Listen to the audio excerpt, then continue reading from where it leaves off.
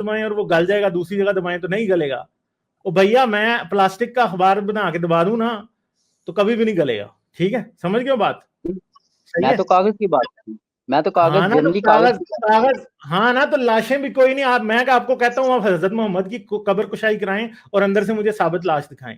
चलें कराएं, जल्दी हाँ, करें। मैं तो वो तो मैं फिर आपको नबी है बता ना, दूंगा, मैं आपको बता रहा हूँ, हजरत मोहम्मद की कब्र खोद लेना, अंदर से कुछ नहीं वही निकलना। गुलामों की, मैं तो उनके गुलामों की बात कर रहा हूँ जो शहीद और हाफिज कुरान है। बहुत सारी वीडियोस यार देखें आप यूट्यूब पे हजरत हैं। मोहम्मद, नहीं नहीं, मैं क्यों, ओ भाई मैं आपको कह रहा हूँ वो भी फ्रॉड है, आप लोग झूठ बोलते हो।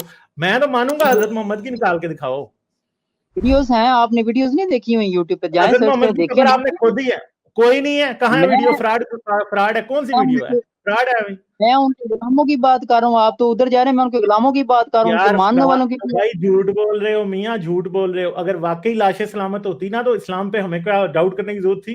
यार आप